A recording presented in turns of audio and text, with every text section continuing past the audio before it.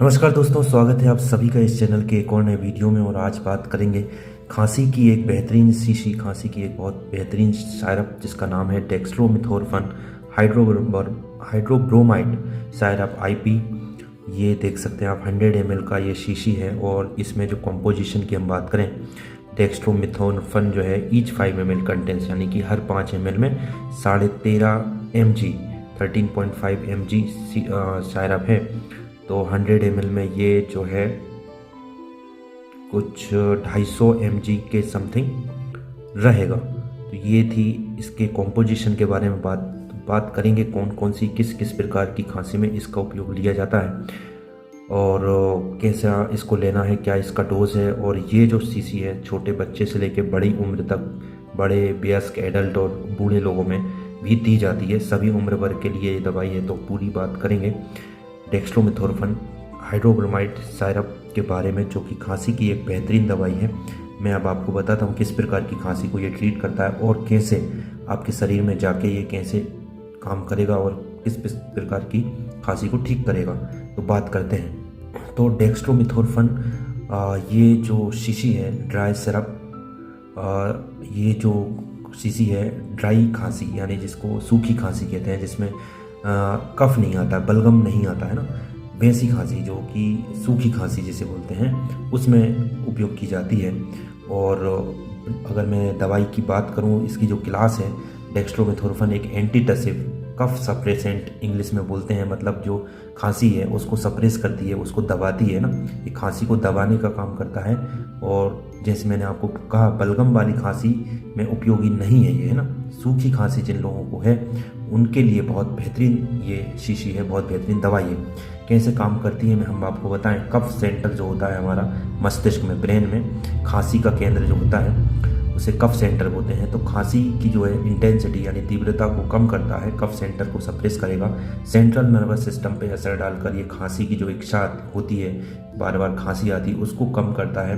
बलगम जो म्यूकस होता है उसको पतला करके बाहर निकालने में मदद नहीं करता, बल्कि सिर्फ खांसी को ये जो है दबाता है ना। तो जैसे हमने बात करी, तो सूखी खांसी के लिए ये बेस्ट सायरप है, ड्राई कफ के लिए ये बेस्ट सायरप है डेक्स्ट्रोमेथोर्फन हाइड्रोब्रोमाइड, है ना।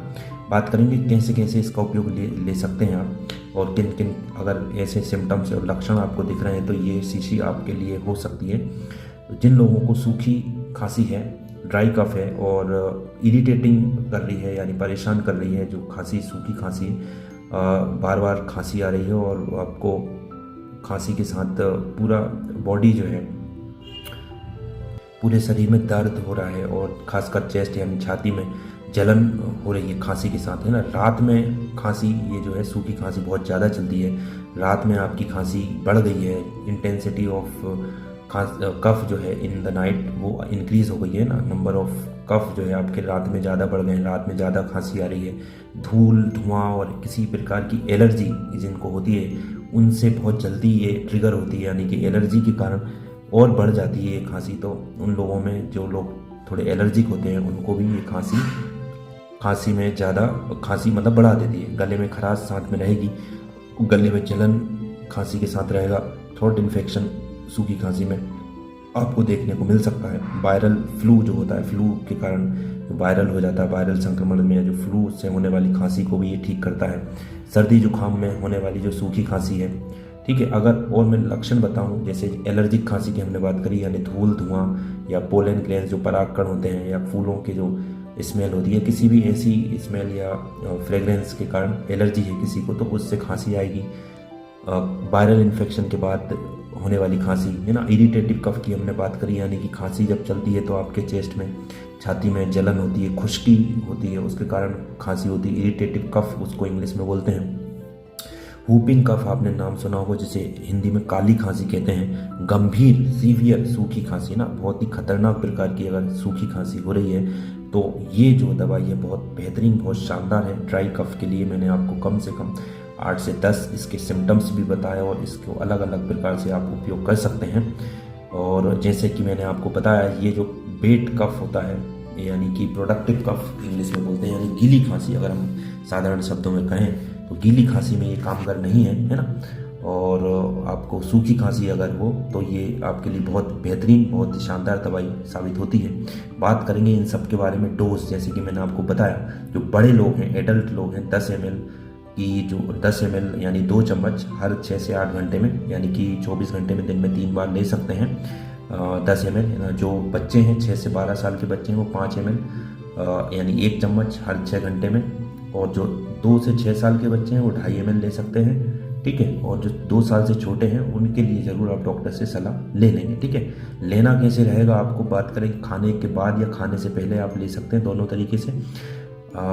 और सावधानी ये है कि इसको ज़्यादा नहीं लेना है। क्यों? क्योंकि ये नशा या जैसे आपको ड्रॉसीनेस या नींद या स्लीपिंग जैसा आपको महसूस करा सकती है। अगर रात में सोने से पहले अगर आप इसको लेंगे तो बहुत फ़ायदेमंद इसको आपको साबित होगी, क्योंकि रात में जो खांसी होती है उसको रोकने में और मदद करेगी, और रात में जो भी पेशेंट है, व्यक्ति है, उसको नींद बहुत आराम से आ जाएगी ना। इफेक्ट की बात करेंगे, साइड इफेक्ट की, जैसे मैंने आपको बात करी, साइड इफेक्ट वैसे तो इसके होते नहीं हैं। अगर आप जो डोज हमने बताया उस डोज को आप लेंगे तो जो है साइड इफ़ेक्ट नहीं होंगे। अगर ज़्यादा मात्रा में कोई लेता है उसके कारण किसी भी दवाई के साइड इफ़ेक्ट होते हैं।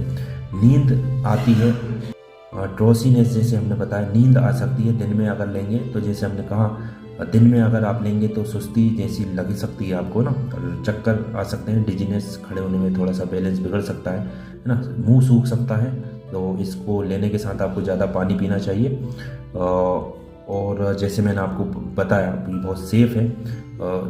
वो ये जो साइड इफ़ेक्ट हम बता रहे हैं वो इन केस अगर आप ओवरडोज करते हैं, कुछ लोग जो है इसका वो मिसयूज़ भी करते हैं, यानी ऑफ लेवल यूज़ की हम बात करें तो मिसयूज़ भी करते हैं। कुछ लोग नशे के तौर पे क्योंकि लेते हैं तो वो मतलब नींद लाती है, ड्रॉसीनेस रहता है, और कुछ लोग नशे के रूप में इसका ऑफ लेवल यूज़ कर सकते हैं। तो वो उनकी लीला वो जाने, पर आपको मेडिकेटेड यूज़ लेने हैं तो डोज जो हमने बताया उसी डोज को आप लेंगे।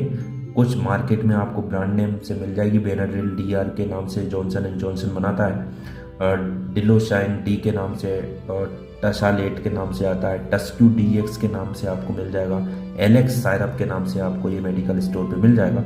और जैसे मैंने आपको बताया ओवरडोज नहीं करना है, ठीक है।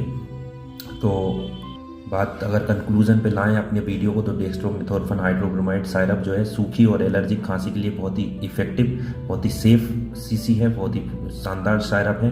जिन लोगों को